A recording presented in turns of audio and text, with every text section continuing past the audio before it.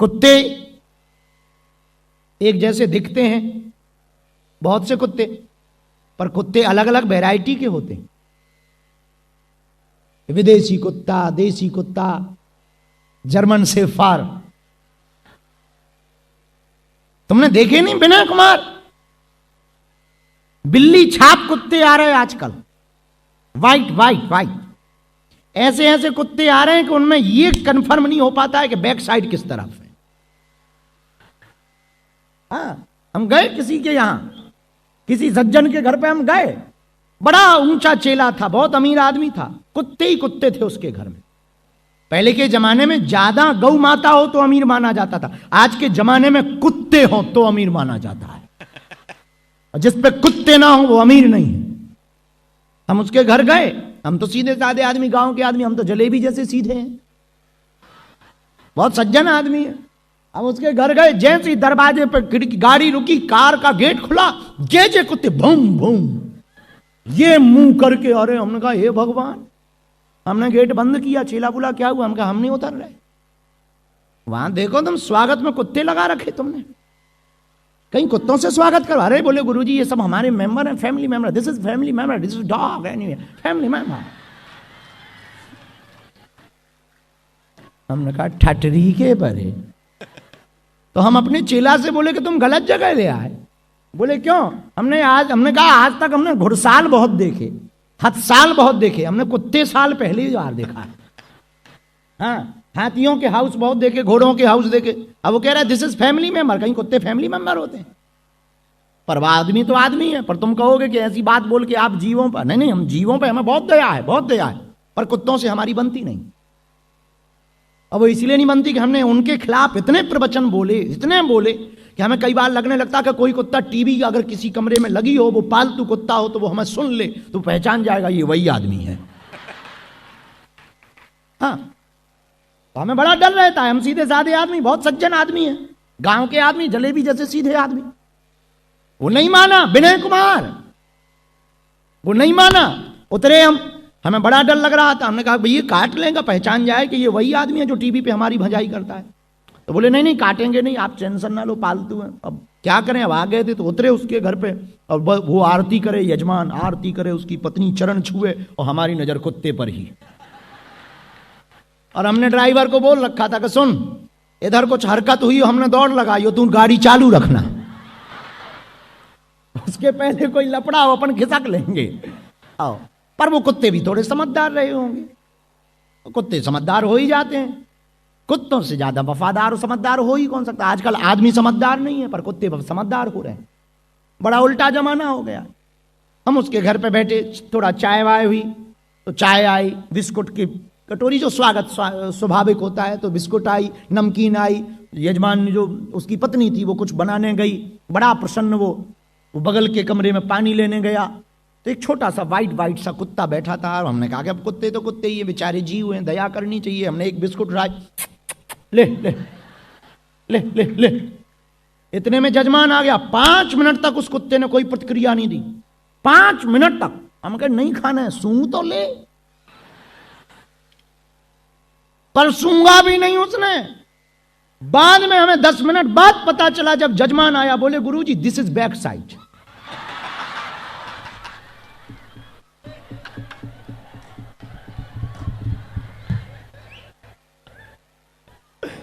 गलत जगह हो आप।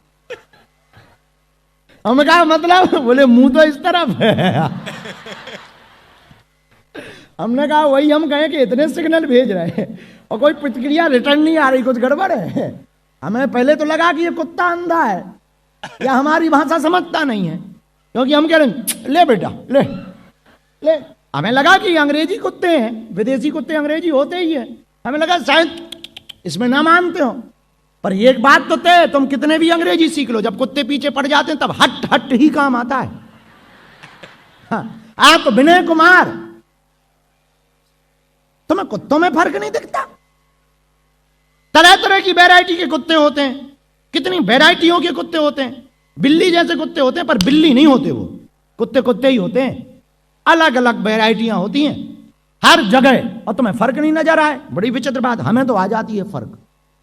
तुम आदमी बहुत ठीक ठाक नहीं हो। हां, संसारी कौन?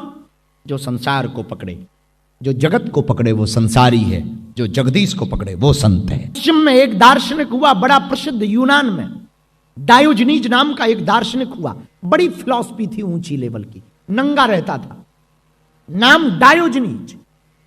बैठा था सुबह सुबह 8 बजे, सूर्य की किरणें उसके शरीर पर पड़ रही थी। उसी समय पूरी दुनिया को जीतने वाला सिकंदर वहां से गुजर रहा था। तो किसी ने कहा कि यहां डायोजनीज रहता है, डायोजनीज नाम का कोई फकीर पहुंचा हुआ।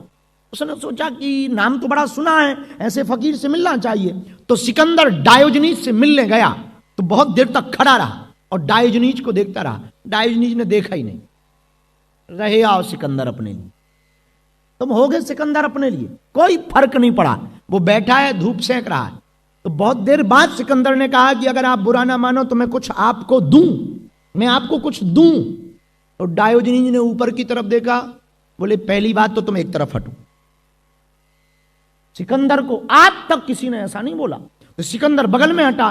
सिकंदर ने पूछा कि आपने मुझे ऐसा बोला क्यों? बोले तुम बहुत देर से हमारे सूर्य की रोशनी को छेड़ रहे हो, ये तुम्हारा बाप भी नहीं दे सकता, इसलिए एक तरफ हटो, पहली बात। और दूसरी बात, जाओगे कब? तो सिकंदर ने कहा कि आपको पता है मैं कौन हूं? डायोजनीज ने कहा कि ये परिचय तुम खुद पता करो, जब तुम्हें पता नहीं हो तुम कौन हो तो हमें क्या बताओ? मुझे अपना पता है कि मैं कौन हूं, मेरी खबर है मुझे कि मैं कौन हूं। तू अपना पता खुद पता भैया, जब तुझे ही पता नहीं कि तू कौन है तो हम तेरा पता लेके क्या करें?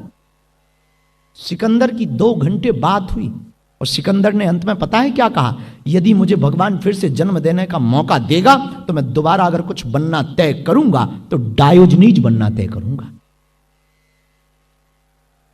विनय कुमार, महात्माओं को ना आने की खुशी होती है, ना जाने का गम होता है। तुम उनको सम्मान दे दो तो ठीक, ना दो तो ठीक, धन्यवाद दो तो ठीक, ना दो तो ठीक। महात्माओं को कोई फर्क नहीं पड़ता है कि तुमने उनकी तरफ देखा कि नहीं देखा। महात्माओं को फर्क नहीं पड़ता है कि तुमने प्रणाम किया कि नहीं किया। आज जब हम बैठे थे सुबह मिलने के लिए, तो जो कथा के यजमान बने हुए हैं उनमें एक माता जी हमें मिलने आई। बोले क्षमा करो महाराज, हम तो बहुत आपको मानते हैं पर हमारे पति बिल्कुल भी आपको नहीं मानते। हम कहा होना भी चाहिए, पतियों को एक ना एक प्रॉब्लम होनी ही चाहिए, उनको ठिकाने लगाए रहती। और नहीं मानते हैं, इससे हमें क्या फर्क पड़ा? हम अभी भारत में थे तो एक बहन जी ने हमें पत्र लिखा, मनीषा कुमारी ने, कि हम भगवान को नहीं मानते, पर बहुत दिनों से आपकी बातें सुन के थोड़ा सा मानने की जिज्ञासा हुई और हमने ऐसा उत्तर दिया कि मनीषा कुमारी भड़भड़ाई घूम रही। पता है हमने क्या कहा? उन्होंने जब पत्र लिखा कि हम भगवान को नहीं मानते तो हमने उत्तर दिया कि तुम अपने बाप को भी बाप मत मानो, हमें क्या पड़ गए? तुम भगवान को नहीं मानते, तुम अपने बाप को भी बाप मत मानो, दुनिया को क्या खास फर्क पड़ता? और सुनो, भगवान को तो रत्ती सा भी फर्क नहीं पड़ता है। तो किसी के मानने या ना मानने से महात्मा को कोई फर्क नहीं पड़ता। मेरे पागलों, किसी के मानने या ना मानने से परमात्मा को कोई फर्क नहीं पड़ता। परमात्मा तो मौज है, महात्मा तो मौज है। विनय कुमार, तुमने पूछा संत कौन, संसारी कौन? जिसे ना अपमान प्रिय हो, जिसे ना सम्मान प्रिय हो, जिसे केवल हनुमान प्रिय हो, वो है संत। विनय कुमार, तुमने आज गलत प्रश्न किया, तुम आज ही फंस गए। हाँ, तो हनुमान जी से 8वां फायदा क्या? कुमति निवार सुमति के संगी, महावीर विक्रम बजरंगी। और इसी चौपाई को सुंदरकांड में बाबा ने लिखा, जहां सुमति तहां संपत्ति नाना, जहां कुमति तहां विपत्ति निधान। जहां सुमति होगी वहां नाना प्रकार का सुख होगा, नाना प्रकार की संपत्ति होगी। जहां कुमति होगी वहां नाना प्रकार के दुख होंगे, नाना प्रकार की पीड़ा होगी। और विनय कुमार सुनो, फिर तुम्हें हम छीलते हैं। जहां संत उत्पन्न होते हैं वहां सुमति होती है, जहां संसारी उत्पन्न होते हैं वहां कुमति होती है। हाँ, अब आप कहोगे इसका प्रमाण बताओ, इसका प्रमाण भी बहुत स्पष्ट है। अयोध्या में भरत जी प्रकट हुए हैं तो यहां नाना प्रकार की संपत्ति है, नाना प्रकार का सुख है, और लंका में रावण प्रकट हुआ है, यहां नाना प्रकार की कुमति है। क्यों? क्योंकि रावण की मति भी कुमति की है, इसलिए नाना प्रकार के दुख हैं। इसलिए विनय कुमार, संत का पर्याय अगर समझना है तो संत का पर्याय ही यही है, जहां संत उत्पन्न होगा वहीं बसंत आ जाएगी। संत के जीवन में आने से वसंत की बहार आ जाती है। और तुमने पूछा कि संत में और संसारी में अंतर क्या है? संत में और संसारी में यही अंतर है, जिसके जीवन में आने से बहार आने लगे, जिसके जीवन में आने से मुस्कुराहट आने लगे, भक्ति आने लगे, समझना संत तुम्हारी जिंदगी में आया है। और जिसके आने से दुख आने लगे, समझना संसारी तुम्हारे जीवन में आया है। यह है उत्तर।